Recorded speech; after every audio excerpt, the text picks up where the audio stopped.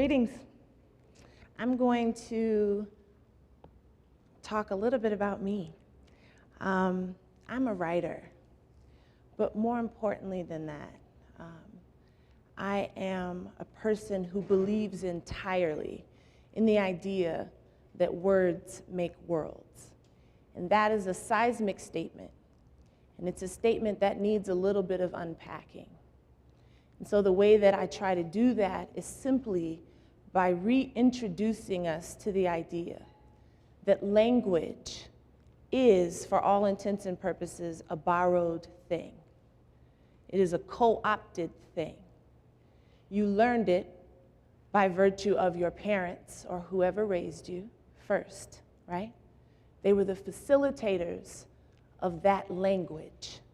And then by extension, your community, your schools, and the adults around you. But that is borrowed. That is not a thing that you own. It is a thing that you accepted as it was given to you without much questioning. And most of us have that relationship with language. For me, the movement toward writing, and really writing for me is also the thing that catalyzed me finally being whole, being positioned in the world in the way that I wanted to be, with real deliberation. And so there are some things that had to come into me that had to sort of shift my paradigm. In an African-American context, when I say language is a borrowed thing, that is certainly true, but it's true for all of us. There's a phrase that I identified with well into my adulthood that was used to describe me. And that phrase was the descendant of slaves. Black History Month, that is a phrase that is bandied about almost every day, right? The descendants of slaves, the descendants of slaves. I didn't have a problem with that at all. I did not have a problem with the languaging of that at all until Prince Harry was visiting the States. This was years ago. And I had the television on. I wasn't really watching it, but I heard it. And when they were describing him, he was described as the ascendant of a king. And when I heard that, there was a necessary juxtaposition with descendant of slave.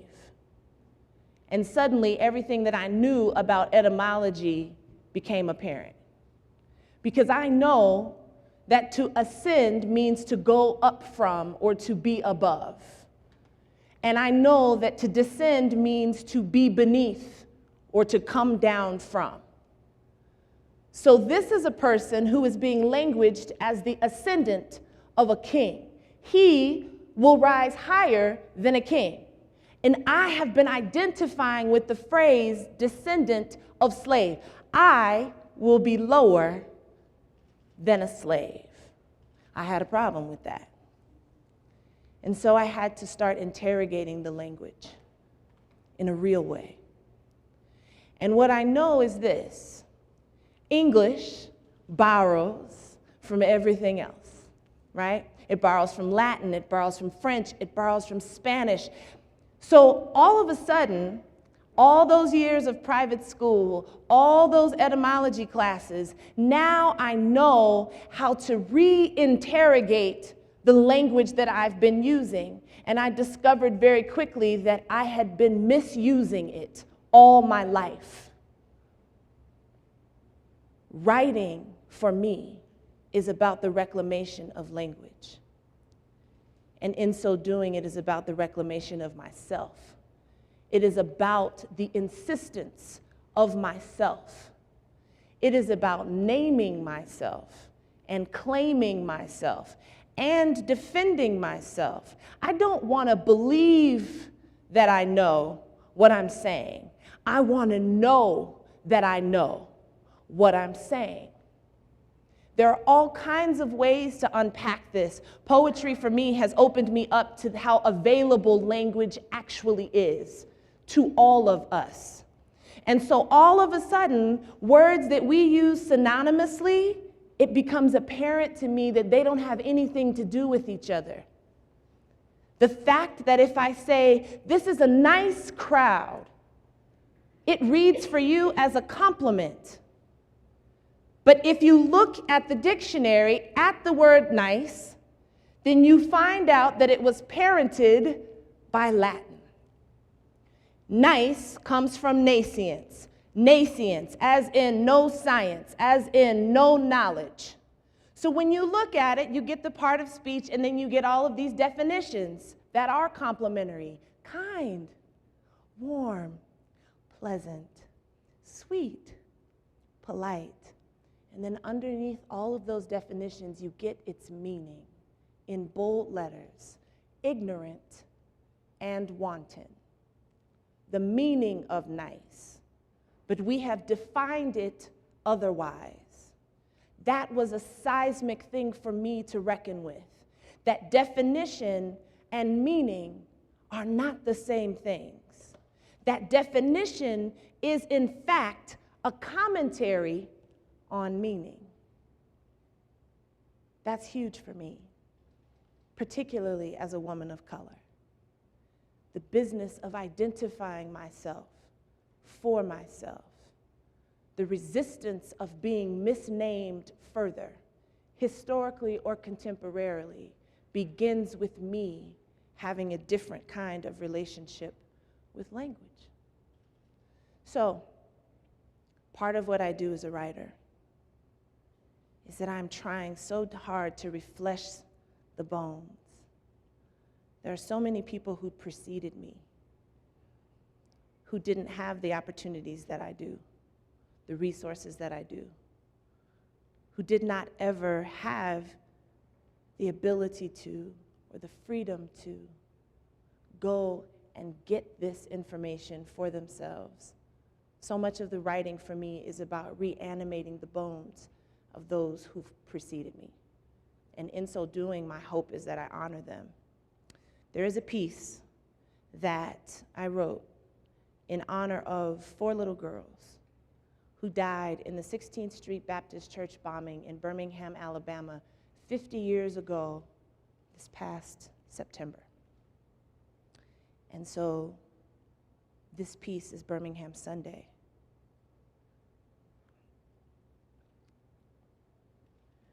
I don't know what came loose first. A church is not made for falling in on itself. You don't build them prepared for destruction. You build them thinking about the praise shout, the hand clap, the open-mouthed communions, how many choir members can fit in the pulpit, and the stained glass Jesus, even in Birmingham, Alabama, 1963, when you had to account for dynamite, for waterlogged protest marchers blown clean off their feet. They fell like blood-torn right angles to foaming at the mouth police dogs, billy clubs, and batons.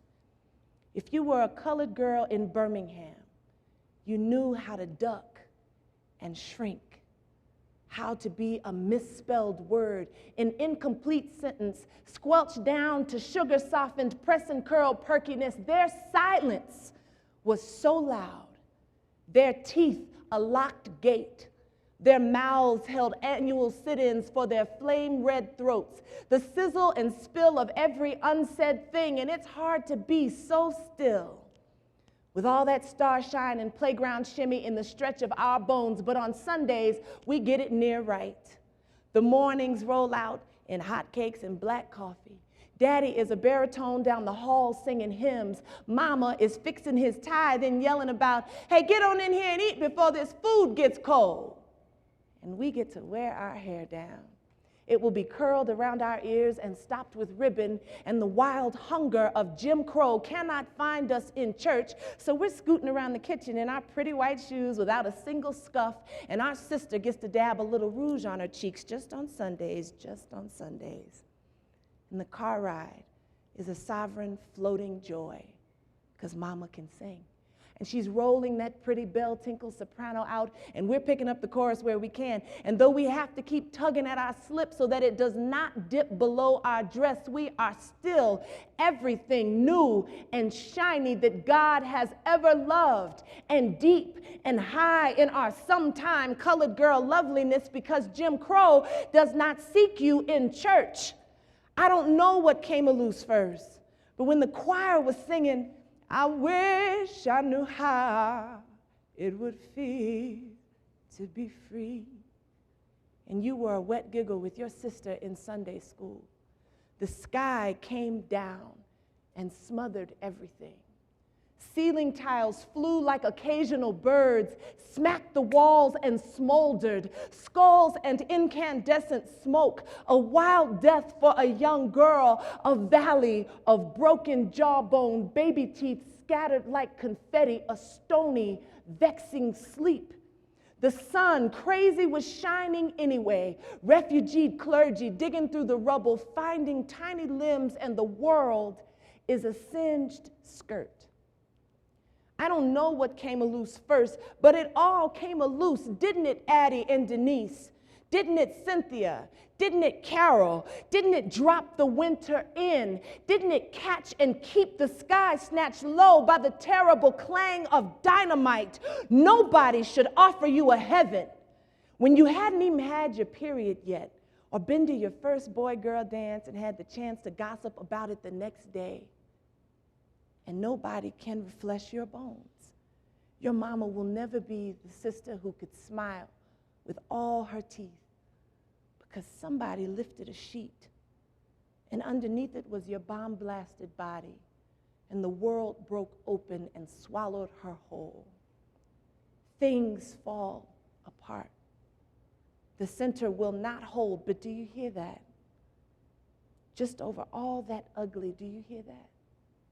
Past the thunder crack of grief and go down Moses, do you hear that?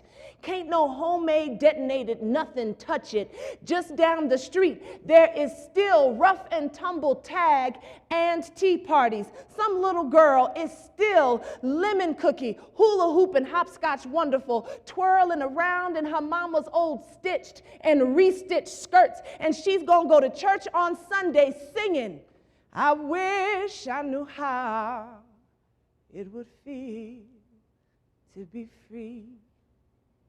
And she will mean it. That poem, for me, is my attempt at reanimating the bones, because so much about my experience, my historical before I got here experience, my historical before I had a body or a consciousness experience, is trying to tell me that I'm a conquered person, that I come from defeated people.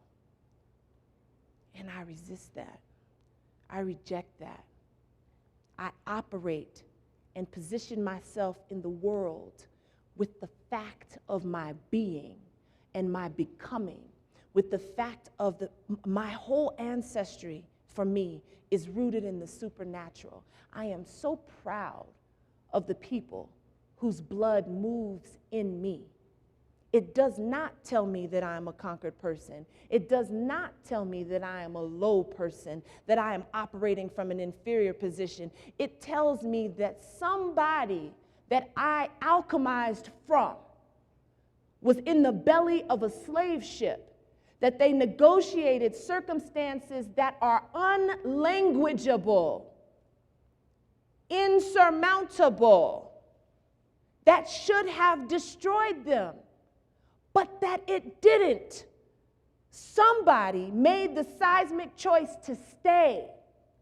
And I believe, and I live my life according to the belief that they did that because they were thinking about me. That somewhere down the line, there would be someone who came from them, who could have full ownership of the words that they use, of their lives and their limbs, that their bodies would belong wholly to them, their experiences wholly to them, their lives wholly to them. I have a responsibility to such an awesome legacy, and that's how I treat my history. I do not lament it. It's awesome. I have so many opportunities to be amazing. So many opportunities to prove my resilience and my endurance and my brilliance, and I celebrate that. There's one more piece that I want to do that feels appropriate, because in talking about language for women, for people who have been contemporarily or historically marginalized, people of color, there's so many things that can marginalize you. Socioeconomic status can marginalize you. How you pray, who you pray to can marginalize you. There is a poet, her name is Rachel McGibbons, and she's a dear friend of mine, and she's important beyond her contribution to the craft. She's important because she's an example of what happens when you elect to move the bramble out of your way and insist on yourself. And so I think the last poem that I would like to do is a dedication for her, and it's a new poem, so I have to read it. That's okay, though. I'm a good reader. A Sometimes for Rachel McGibbons. Listen, woman, you for whom the locusts come, have asked 1,000 things of your flesh. You, the one who swallowed the fists of broken men, you, having trained the blood to be still, to defy childhood with full hands, the parable of October blood and winter, a death witch in this great wink of eternity. Do not ask anything more of your bones. A woman like you is a dangerous thing, and they do not know that when we are little girls, we learn that woman is a ghost with a torn slip, a haunted set of hips and swollen tongue, come to rock the floorboards, a monster with no real mouth. It is an enlisted suffering for being so soft.